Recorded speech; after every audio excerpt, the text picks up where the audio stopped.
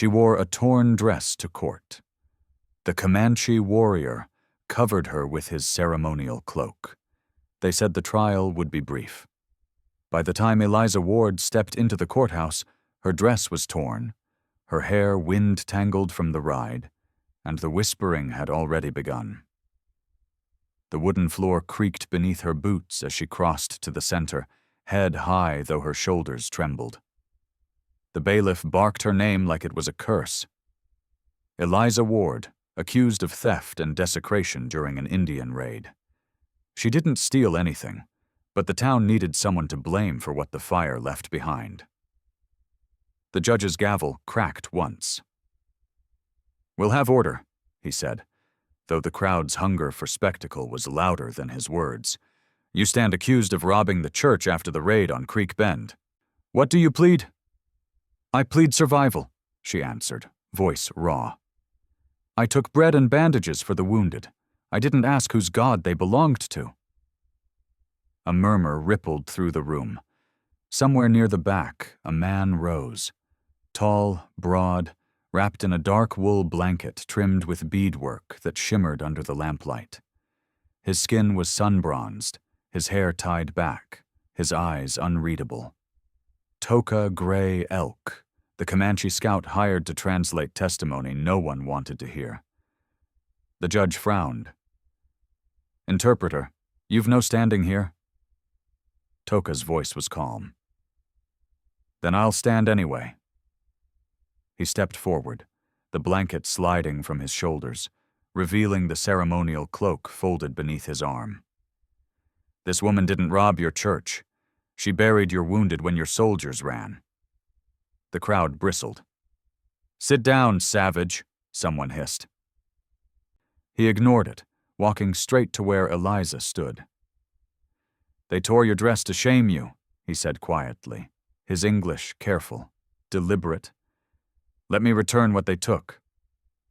Before anyone could stop him, he unfolded the cloak, a deep crimson fabric edged with white feathers and turquoise beads, and draped it over her shoulders. Gasps broke through the room like gunfire. The judge pounded his gavel. "You'll remove that heathen rag at once." But Eliza didn't move. She straightened, her chin lifting beneath the weight of the cloak. "This cloth," Toka said evenly, "was meant for warriors who face death without flinching. Seems it belongs here today." The silence that followed was heavy enough to bend the air. For the first time since the raid, Eliza felt warm. Not from mercy, but from dignity returned in front of those who tried to strip it away. The judge's voice faltered. "We'll reconvene after recess." The crowd parted as she walked out beside Toka, the cloak trailing behind her like the first color in a world that had forgotten what honor looked like. Outside, the sunlight burned hotter than truth. The courthouse doors swung open, and the crowd spilled into the square, murmuring like a stirred hive. Some jeered, some spat, others watched in wary silence as Eliza stepped out, the red cloak trailing behind her through the dust. Toka walked beside her, his face calm, though his hand never strayed far from the knife at his hip. "You shouldn't have done that," she whispered. "They'll make you pay for it." "They already did," he said. "Every time I wear a white man's badge, I pay." "Then why help me?" "Because the last woman they shamed this way couldn't walk home alone," he said, "and because you looked them in the eye." They reached the hitching post where her borrowed horse stood trembling. A rock flew from somewhere in the crowd, striking the ground near her feet. A voice shouted, "Court's not done, thief," another added. "Go back where the savages live." Toka turned slowly, his gaze sweeping over the faces until the shouting died. "Anyone else?" he asked quietly. The stillness that followed was louder than their hate. He helped her mount, his movements gentle, his voice steady. "You ride north. There's a creek an hour out. Stay there until I find you." "You don't have to protect me," she said. "That's not protection," he replied. That's buying time. For what? For the truth to catch up. He stepped back as she took the reins, her fingers still gripping the edge of his cloak. You'll be hunted for this, she said. So will you. He gave a faint smile. Then we ride the same trail. Before she could answer, another man pushed through the crowd, a deputy, breathless, waving a piece of paper. Judge's order, he called. The case is to resume. The woman's to return for sentencing. The words hung like smoke. Toka looked at her once, then at the mob beginning to close in again. You go now, he said, and if anyone stops you, they'll hang you, she said. Maybe, he said, but not today. He turned, stepping between her and the deputies, the cloak still warm from her shoulders trailing from his hand. You tell your judge, he said, voice low and deadly calm. That honor just left his court. If he wants it back, he can come find it.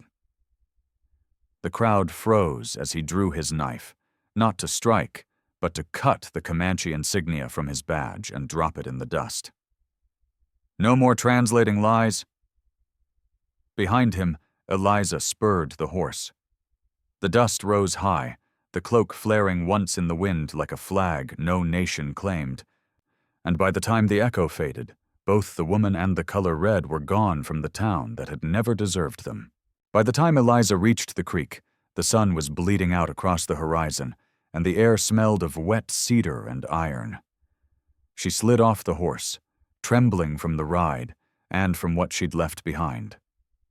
The water ran shallow and slow, catching light in its ripples like it was trying to remember what peace felt like. She knelt, splashing her face. The red cloak pooled beside her in the mud, heavy with dust and shame and something she couldn't yet name. Somewhere across the ridge, a coyote called. One long note that sounded too close to grief. She looked back toward the road, expecting to see pursuit, but only dust drifted there. The silence made her uneasy. She set her hands on the cloak, tracing the beadwork with her fingers, wondering what kind of man carried something so beautiful into a world that treated him like a weapon. The sound of hooves came faint at first, then clearer, slower than panic but faster than safety. She rose, heart pounding. Toka? She called. No answer. The rider came into view, a white man in a brown vest, hat pulled low, badge glinting on his chest. Deputy Cole, one of Judge Wilkes's men. He reined up 10 paces away, eyes cold. You made quite a scene in town, he said. Judge sent me to fetch you back. The judge dismissed court, she said quickly. Said we'd reconvene tomorrow. That was before your friend decided to shame the law in public. His gaze flicked to the cloak.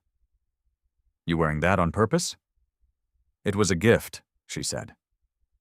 No, he replied. It was a mistake. He swung off the horse, boots sinking into the soft earth. You want to make this easy or hard, Mrs. Ward? She backed toward the creek. I didn't steal anything. Maybe not, he said, but you sure took something that wasn't yours. Attention. He reached for her arm, but a voice from the tree line stopped him. Touch her, and I'll cut that hand off before your heart finishes beating. Cole turned. Toka stepped from the shadows, rifle in hand, face calm as still water. You following me, savage? Cole sneered. No, Toka said. I was walking her home. She don't have one, Cole said. Not anymore. Then I'll build her one, Toka replied. His tone didn't rise, but the certainty in it made the air tighten. Cole's eyes darted to the rifle. You'd hang for killing an officer? Maybe, Toka said, but it'd be the first honest hanging this town's had in years. Cole hesitated, then spat at the ground. You both better be gone by dawn. The judge won't wait another day. He mounted, glaring once more before riding off into the dark. Eliza exhaled, her whole body shaking. You shouldn't have come, she said. "You'd be dead if I hadn't," he answered. "So maybe it was time I did something worth dying for." The wind shifted, carrying the smell of smoke from town. "They're coming," he said. "Then where do we go?" she whispered. "East," he said. "Where the river bends and no one asks who you used to be." She looked at him, at the firelight flickering in his eyes, and for the first time, she didn't feel like someone's defendant. She felt seen. They rode under the moon, the world washed silver and quiet except for the creak of leather and the steady rhythm of hooves. The red cloak was tied behind Eliza's saddle now, its fringe catching moonlight like sparks trailing a dying fire. "We won't make it far before dawn," she said. "They'll track us." "Let them try," Toka replied. "The land hides who it chooses." "Does it hide you?" she asked. "Only until I stop deserving it," he said. They followed the river east, where the trees grew thicker, the water running over stone. The night smelled of pine and smoke, and for a while neither spoke. Eliza watched him ahead of her, the way he rode straight-backed, silent, like a man born part of the earth itself. Finally she said, "You knew about the raid, didn't you? Creek Bend." His shoulders stiffened. "I was there." "With them?" "With the army," he said flatly. "They said it was an Indian raid, but it wasn't." Her grip tightened on the reins. "Then what was it?" "A punishment," he said. "The settlers refused to leave Comanche land after the treaty.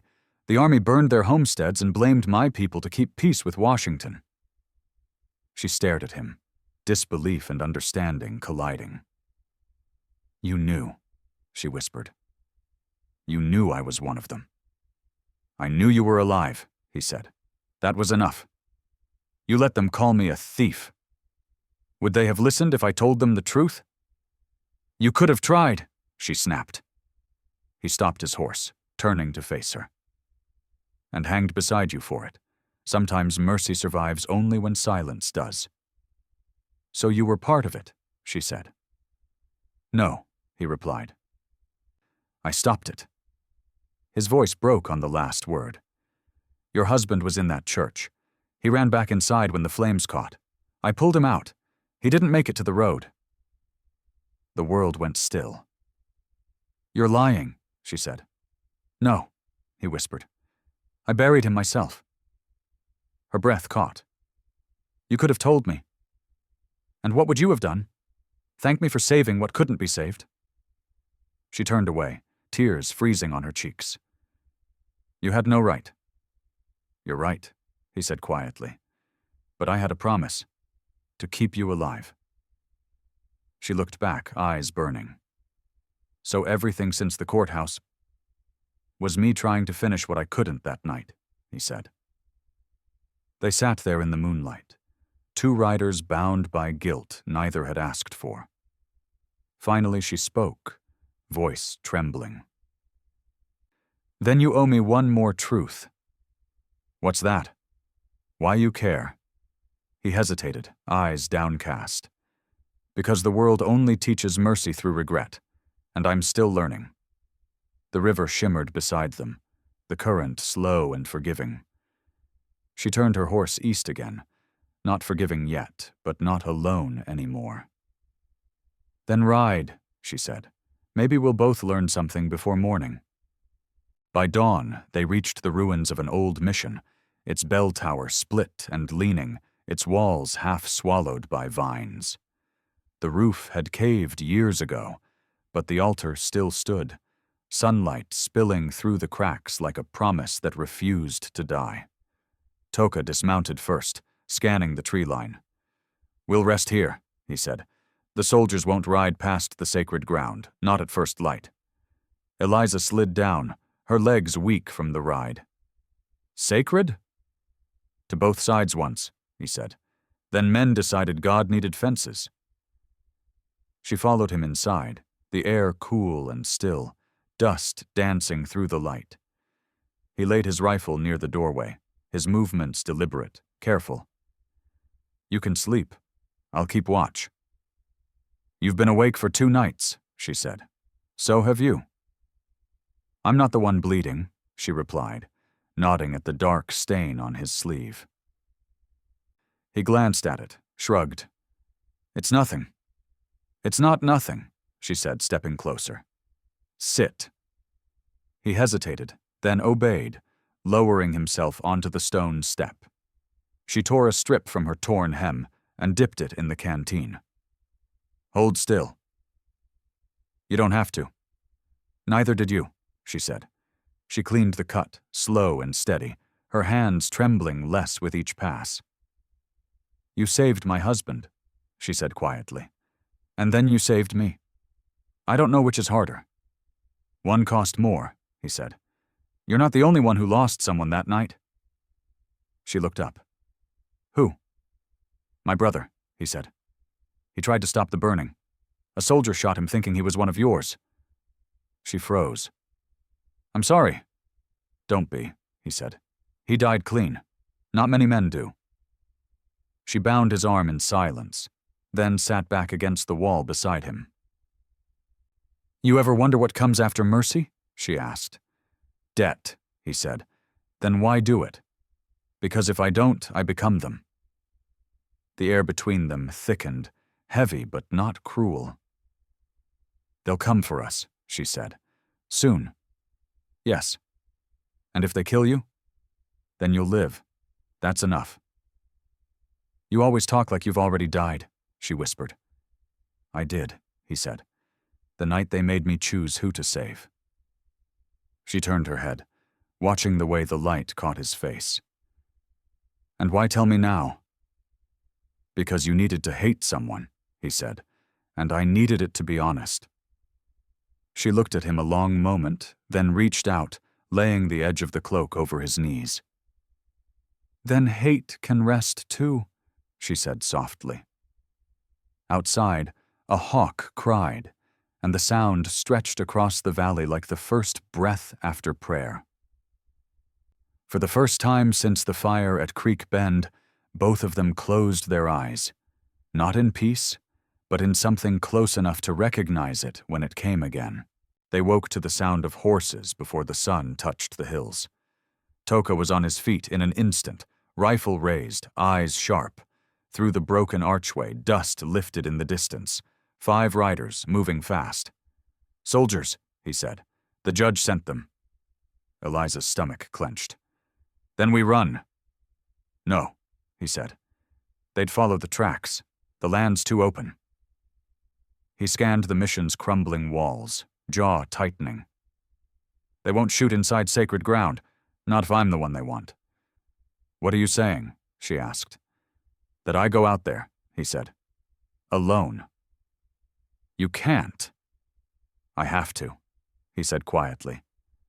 "They'll take you alive if they think I surrendered. Long enough for you to reach the border." "You'd give yourself up?" she whispered. "For me?" "For mercy," he said. "So it means something." She grabbed his arm, desperate. "Toka, they'll kill you." "Then I'll die standing," he said. "That's how my people meet God." The riders drew closer, their voices echoing off the stone. "Gray Elk," one shouted. "By order of Judge Wilkes, surrender yourself for harboring a fugitive." "Don't," Eliza said, tears breaking through. "We can hide. Wait till dark." "They'll burn this place," he said. "They've done worse for less." He stepped toward the doorway, but she caught his hand. "You saved me twice. Let me return it." He looked at her, and for the first time, there was fear in his eyes. Not for himself, but for her. "Eliza," he said softly, "don't lose what this cloak gave you." She took a breath that hurt. "Then wear it," she said. "If they mean to take you, they'll know what kind of man they're condemning." He hesitated, then lifted the ceremonial cloak from the ground and draped it across his shoulders. The red fabric caught the light like flame. "If they see this, they'll shoot faster," he warned. then let them look you in the eye while they do it." He smiled faintly. "You speak like someone who stopped believing in fear." "Maybe I did," she said. "You taught me how." He turned and walked into the dying light, his figure framed by the bell tower's shadow. The soldiers circled him, rifles raised. "Hands where we can see them!" Toka obeyed, calm as stone. "The woman," the lieutenant barked. "Where is she?" "Gone," he said. "Because I let her." "You think that makes you noble?" "No," Toka said. "It makes me free." The blow came quick, the butt of a rifle across his jaw. But he didn't fall. Eliza watched from the window, biting her hand to keep from crying out. They bound his wrists, dragged him toward the horses. The lieutenant glanced toward the mission. "Burn it," he ordered. "Let the ashes warn the rest." Flames caught fast, racing along the dry wood. Eliza backed away from the heat, choking on smoke, watching the only man who'd ever treated her as equal disappear into the blaze's glow. "You said mercy meant something," she whispered. "Then I'll prove it too." She grabbed her satchel and the horse's reins. "I'm coming for you." And as the first stars appeared above the burning ruins, she rode into the dark, following the trail of soldiers and one crimson cloak. The soldiers made camp by the river, their firelight flickering against the cottonwoods like torches from an old judgment. Eliza found them hours later, the heat from the burned mission still clinging to her skin. She left her horse tethered in the trees and crept closer, keeping low to the earth. The red cloak was easy to spot even in the dark, hung like a trophy from a rifle barrel. Beneath it, Toka sat bound to a wagon wheel, his face bruised, one eye swollen, his hands lashed in front of him. But he was alive. She crouched behind the brush, heart hammering as the guards passed around whiskey bottles and laughter that didn't sound like men who knew right from wrong. "Judge wants him at dawn," one said. "Says it'll make an example." "For what?" another asked. "Mercy," the first man answered, and they laughed again.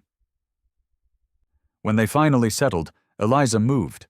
She slid between shadows, the knife she'd taken from the mission hidden in her skirt. She reached the wagon's far side, whispering, "Toka." His head lifted slowly, eyes narrowing in disbelief.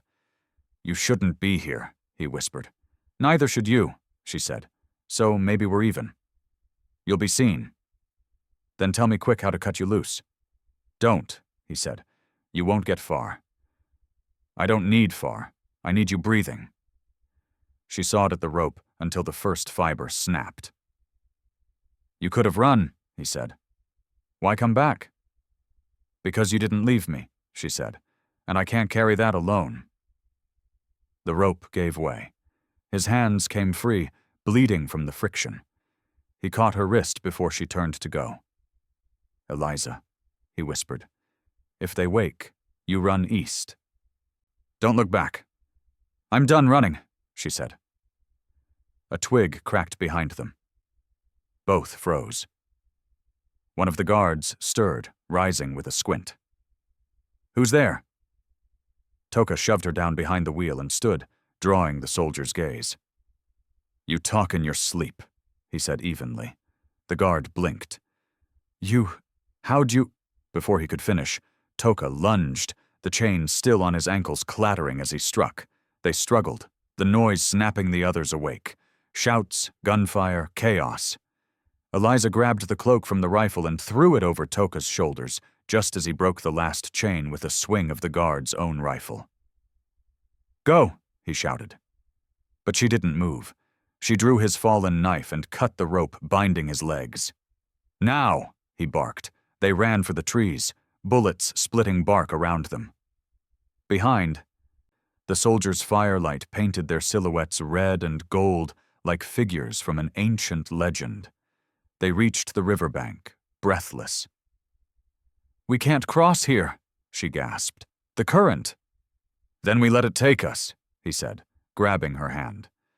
Together they plunged into the black water, the current tearing at their clothes, carrying them downstream. Above them the cloak spread wide, floating between them like a crimson wing. The current dragged them hard, pulling at every limb, choking the air from their throats until the world blurred into sound and motion. Eliza fought to keep hold of his hand, her lungs burning, her grip slipping once, twice. Then his arm was around her, steady, unyielding. He kicked toward the far bank where the trees leaned low, roots tangled like fingers reaching for grace. They hit the mud, gasping, soaked and trembling, the red cloak draped between them like a second skin. For a long time, neither spoke. The only sound was the river's voice, quiet now, carrying away what had tried to kill them. Finally she rolled onto her back, staring up at the stars still faint against the dawn. "We're alive," she said, half laughing, half crying. "For now," Toka murmured, his chest rising and falling like a storm breaking. "You think that river means to let us live?" she asked. "The river doesn't care," he said. "But maybe mercy does." She turned her head toward him. "You always talk like mercy's something that hunts you." "It does," he said. "Every time I try to outrun it, it finds me holding someone I swore I'd never touch." "And then?" "And then I remember why my people call it a spirit. You can fight it, but it never fights back." She studied him in the dim light, his hair plastered to his face, his eyes dark and alive. "You believe in spirits?" "I believe in what I've buried," he said, "and what still walks beside it." "Then maybe that's what this is," she whispered. "All of it. Something walking beside what we lost." He sat up, wringing water from the cloak. "You still have a choice. The border's close. You can cross at dawn." "They won't follow that far." "And you?" "I go south," he said. "To my mother's people. The soldiers won't look there." "You'll vanish." "That's what men like me do when the world's done with us." She pushed herself up, wrapping the cloak around both of them before he could protest. "Maybe it's not done." His breath caught at the gesture, the closeness of her voice against his shoulder. "You can't keep saving me," he said. "You can't keep refusing it," she answered. "You said mercy's a spirit. Maybe this is how it breathes." He turned his head, eyes meeting hers in the thin light between night and morning. "If I believed that, then you'd stay," she finished. For a long time he said nothing, just stared at the water catching fire with the first streaks of dawn. "If I stay," he said finally, "we both answer for it." "Then let's answer together," she said. The river glowed brighter, gold washing over the red cloak like a seal of something holy. And as the first sun broke through the mist, two fugitives sat in silence, knowing the current had carried them further than the law ever could, into a place where mercy didn't ask who it belonged to. By sunrise, the air smelled of gunpowder again. They'd built a small fire near the river bend, hoping the smoke would fade before anyone saw it, but the sound of horses cut that hope short. Toka was already on his feet, the rifle in his hands, the cloak drying on a rock behind him. "They found us," Eliza whispered. "Then it's time they heard the truth," he said. Through the morning haze, the riders appeared, Judge Wilkes at their head, his coat buttoned to the throat, his eyes cold and sleepless. "Gray Elk," he called. "You're under arrest for aiding an enemy of the court, and the woman. She's wanted for defiance of sentence." "Defiance?" Eliza shouted back. "You mean survival." "You mock the law when you hide behind it," the judge said. "Step forward." She did. "I will," she said, "but not as your prisoner." Toka looked at her once. A silent warning. She ignored it. "You want justice?" she continued. "Then look at me. Look at the woman you were ready to hang for stealing bread to keep men alive after your own soldiers burned their homes." Wilkes hesitated, the words like stones thrown into the silence. "You don't know what you're talking about." "Yes," she said, voice steady. "I do. He told me. About Creek Bend, about your orders, about the lie you buried under our ashes." The soldiers shifted in their saddles, eyes flicking toward their commander. Toka stepped forward, laying the rifle down in the dust between them. "She speaks truth," he said. "I was there. I saw you give the order." "You were a scout," Wilkes snapped. "Your word's worth less than your shadow." "Then take my shadow," Toka said, pulling back the cloak from his shoulders. The sunlight struck the beadwork, throwing a red glow across the judge's face. "But you can't burn what remembers." Wilkes reached for his pistol. The sound was too loud for the quiet morning. "Stop!" Eliza cried, moving without thinking, standing between them. The bullet never left the chamber. One of the soldiers, a boy no older than 20, rode forward and seized the judge's arm. "Enough," he said. "We signed up to serve the law, not to murder truth." The others didn't move, but none of them stopped him. Wilkes's hand shook, rage breaking into something smaller. Fear, maybe. "You'll regret this," he muttered. "We already do," the boy said. The judge turned his horse, spurred it hard, and rode away without another word. The others followed slowly, leaving the two by the river, the dust rising like smoke after battle. Toka picked up the rifle, staring at the fading trail. "You just made yourself an outlaw," he said. "So did you," she replied. "Then we're free." He smiled faintly. "Free doesn't last long out here." "Then we'd better live fast," she said. The wind carried the smell of river water and gunpowder, washing away the last trace of the court. "What now?" she asked. "We ride south," he said. "And when they tell this story, they'll say a woman stood between the law and the truth, and neither dared move. They rode until the land stopped knowing where one border ended and another began. The prairie opened wide beneath a sky so clear it felt like the world had been washed clean. The river they followed turned to shallows, then to grass, and the road vanished under hooves that no longer hurried. For the first time since the courthouse, no one was chasing them. Toka slowed his horse on a rise where the land dipped into a valley bright with wild sage. "We can rest here," he said. Eliza dismounted, her body still aching from fear she hadn't realized she carried. The wind pressed against her dress, tugging gently like it was asking to be believed. "You ever think you'd see a day like this?" she asked. "A day without chains?"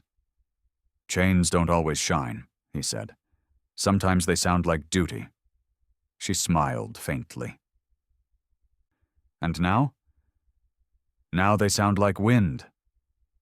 They stood for a while in the silence, the earth breathing beneath them, the red cloak draped across her shoulders again, its beadwork dull from dust but still beautiful. "You'll keep going south," she said. "Find your people." "And you?" he asked. "There's a small school in Fort Smith," she said. "They take women who can read. Maybe I'll teach the kind of truth that doesn't need a judge to make it legal." He nodded slowly. "That sounds like peace." "It sounds like work," she said, smiling. "But I'll take it." He reached for the edge of the cloak, fingers brushing hers. "When you wear this," he said quietly, "you carry more than me. You carry what mercy cost." "Then it was worth the price," she said. "You taught me the difference between shame and survival." He looked down, voice softer now. "You gave me something harder." "What?" "Forgiveness that didn't ask for my name first." She couldn't speak for a moment, her throat tight. "If the world was different," she said, "would you stay?" "If it was different," he said. "You wouldn't need me to." He stepped back, eyes on the horizon. The sun setting behind us. Best we ride before night remembers who we were. "Will I see you again?" she asked. "If the wind carries mercy," he said. "It always finds me eventually." He mounted his horse, turned toward the fading light, and paused. "Keep the cloak," he said. "It belongs to the brave now." She watched him ride until his figure blurred into the gold haze, until only the sound of the wind and the beat of her own heart remained. Then she looked at the cloak in her hands and whispered, "May it cover someone else someday." The sky above burned crimson, then softened to blue, as if the earth itself exhaled after holding its breath too long. For the first time in years, Eliza Ward wasn't on trial. She was free, and so was the man who taught her what mercy looks like when it refuses to bow. If this story stayed with you, let it. Because sometimes mercy doesn't come from the law or from love. It comes from two people who refused to let shame win. If Eliza and Toka's courage reminded you that honor can outlive hatred, share their story so someone else can believe in gentleness again. Until next time, ride kind, speak brave, and remember, some cloaks are meant to cover what the world tried to strip away.